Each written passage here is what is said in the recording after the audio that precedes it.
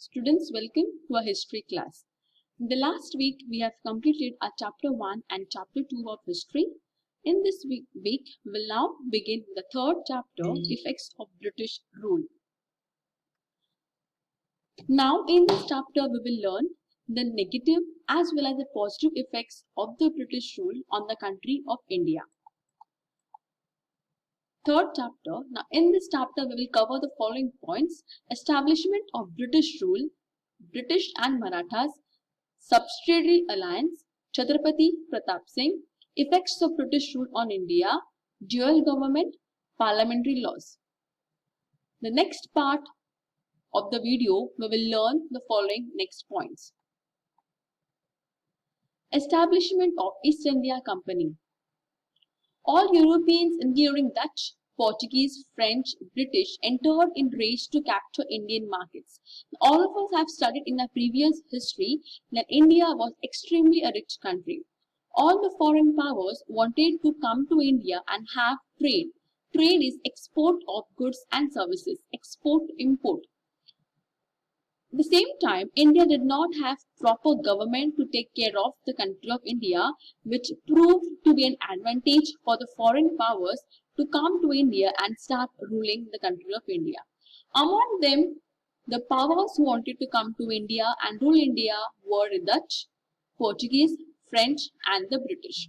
Among them, the one of the most strongest power were the Britishers. Britishers had to face a lot of oppositions from the above powers. That means when Britishers came to India to rule India, they had to face enemies. Dushman were Dutch, Portuguese and the French, because even these powers wanted to rule the country of India. But because of British being very strong, very rich, they were able to defeat all the powers and establish the overall domination on the country of India.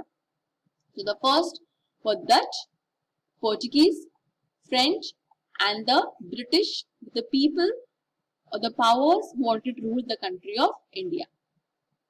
Now British and Marathas. Mumbai was the main center for trade. Now Britishers had already entered the country of India and they had their main focus on a place called as Mumbai. Mumbai is one of the developed city in the entire India. Now this Mumbai comes into the state of Maharashtra, which were ruled by the Marathas. Marathas did not want the Britishers to enter the politics of the Maharashtra. But what led them to get entry was Raghunath Rao. Now what happened to here is Raghunath Rao wanted to become the Peshwa of Marathas. Peshwa means a ruler or a governor of the Marathas. He himself could not become that. Therefore, he took help of the Britishers, and that is how Britishers got entry into the Maratha politics. Now, there were other Sardars in the Marathas who did not accept Britishers to enter into the politics of the Maharashtra. Therefore, there were many wars fought between the British and the Marathas. 3 wars were fought. This is called as Anglo-Maratha War. Anglo means British, Maratha means Marathas. So, 3 wars were fought between the Britishers and the Marathas. It was called that. Now this particular war was ended by an agreement. A deal was signed between Marathas and the Britishers. That deal or that treaty is called as Treaty of Salbai.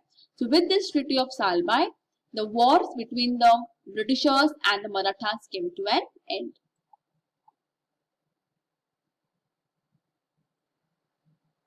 Now moving on to our next part, subsidiary alliance. Now, what is the meaning of subsidiary alliance? Lord Wellesley arrived in India as governor. Objective was to have British domination over all India. Now, all of us know our country India is ruled by the Prime Minister or the President or Council of Ministers. Since that time, India did not have proper government. The Britishers got entry into India. When the Britishers came to India, someone called as Lord Wellesley was considered or appointed as governor. Governor is a ruler of the British. He was a British officer who was ruling India as a governor. He was the person, Lord Wellesley. Now what happened? He announced something called as subsidiary alliance between Indian rulers and the Britishers. That means when the Britishers came to India, they had signed a contract with the various Indian rulers that is called as subsidiary alliance. Now, what was the meaning of the subsidiary alliance? According to this alliance, now obviously when you sign a contract or when you sign a deal, the two parties have to conclude on one conclusion. Similarly, subsidiary alliance is one of a contract kind of thing which was signed between the Britishers and the Indian rulers. Now, according to this alliance, Indian rulers would get British military support. That means whenever the Indian rulers would require help from the Britishers, Britishers would be ever ready to help the Indian rulers in terms of military. Military means army, soldiers. Indian rulers have to pay some tax to British as a maintenance of the state. Now, maintenance of the state means, as I told you, the Britishers had overall control over the state of Maharashtra as well as country of India.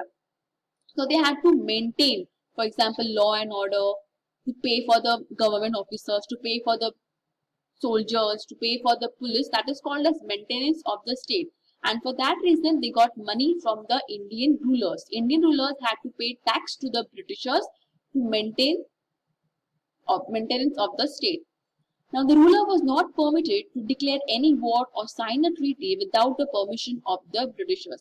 That means whatever the Indian rulers wanted to do, they had to first take permission from the Britishers, and then only they would go ahead. That was the meaning of the subsidiary alliance.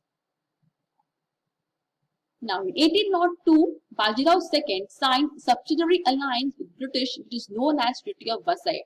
Now, there was this time in 1802 when Bajirao II was ruling the place of Versailles, obviously the place where we stay. Now, Britishers wanted to capture this particular place, and therefore a contract was signed between Bajirao II and Britishers that is called as Treaty of Versailles. Now, some of the agreements were not acceptable to the Maratha Sardars. This led to war between the Marathas and the British. Now, Bajirao II had signed the treaty, but there were other Sardars in the Maratha kingdom who did not want the Britishers to enter into the politics or affairs of the Maharashtra. That time, Mughals' capital was under the control of Daulat Rao Shinde. So now General Lake came to India and he captured the troops. Troops are soldiers or army of Shinde and gained victory over Hindustan. So now you realize that slowly and gradually almost all the part of India was now under the control of Britishers. That means Hindustan was now under the control of the British power. He was General Lake. Moving on to our next part, Chhatrapati Pratap Singh. Now, capital of Marathas, Satara, was ruled by Chhatrapati Pratap Singh. Now, that time, as we have learned in last year's history, the Marathas had appointed Satara as the capital of the Maratha kingdom. Now, Britishers wanted to capture the place of Satara, which was then ruled by Chhatrapati Pratap Singh. So, Britishers and Chhatrapati Pratap Singh had a war among themselves and they defeated Chhatrapati Pratap Singh and captured the place of Satara. Now let us move on to the actual effects of British rule on India. Now we have learned how the Britishers had ruled or they captured the various places of India. We will now see what effects did India face of the British rule. First is dual government. As soon as British got the political control over India, they started something called as dual government. Dual means two types of government functioning at the same time, ruling same area or a country is called as dual government. Robert Clive introduced dual government in 1765 in Bengal. He was a person, Robert Clive, he started dual government. That means two types of government, British government and Indian government will function at the same time, ruling same area. That is called as dual government. Now the Britishers took the charge of collecting revenue, whereas Nawab of Bengal was to maintain law and order. Now as I told you, two types of government are functioning. Over here, two types mean British government and the Indian rulers. So first was started in the place of state of Bengal. Now by this dual government, the Britishers got right to collect the taxes. That means all the money affairs to collect the taxes, revenue means tax, laid into the hands of the Britishers, and the Nawab of Bengal or the King of Bengal, ruler of Bengal, was just to maintain law and order. That means more powerful powers went into hands of the Britishers and less powerful laws went in the hands of the King of Bengal. The ill effects of this could be seen on common people of the state. That means the people of the state feel very bad because they have to pay heavy taxes and the pockets of the Britishers were filled with money and Nawab did not have any money to maintain law and order. England Parliament introduced important laws to keep control over their company. Now, first effect was dual government. That means whatever was happening in the country of England, Britishers' native place, they tried to implement everything in the country of India. And that is how now they were slowly and gradually trying to control or take control in all the political power of the Indian politics. Next is parliamentary laws. Let us see what happened in the parliament. Now, parliament is the government. So now a lot of changes were made in the government part of India. Various act was passed. Act means new rule, new law. One law was called as Regulating Act passed by Warren Hastings. He became the Governor General of India. He got the rights to control the politics of Mumbai. As I told just now, Mumbai was one of the richest or developed city in India. So Lord Warren Hastings passed a new rule. That rule was called as Regulating Act, and by this rule, by this act, Lord Warren Hastings got rights to control the city of Mumbai. He was the one. Now, next rule was passed was Pitt's Act. According to this, a proper board of control, like how we have parliament, we have council of ministers, we have various ministers, we have mantris. So similarly, appointment of board was done, which consisted only the British officers, so that they would be able to take care of the country of India.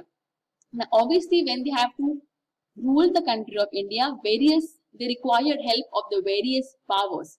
First is civil services, next was military help, police force, and judicial system. So, with the help of all this, the India was now controlled by the Britishers. Now, obviously, when the Britishers came to India, we did not have all this concept. We did not have Indian civil services. We did not have army. We did not have police. We did not have judiciary. Since they came to India, they started all this system to help them to rule the country of India. This is one of the positive effects of British rule of India, that because of them, India today have Indian civil services. Indian civil services we will learn in the next video, but for now, Indian civil services are the people who have all the political powers with them. Next is military, squad, soldiers, third is police, and then the judiciary. So because of this, India is now aware of all this concept, because of which the Britishers were able to rule the country of India. We will stop here and we will continue the lesson in the next video. I hope this is clear to you. I request all of you to please watch the video and solve the assignment test given to you. Thank you.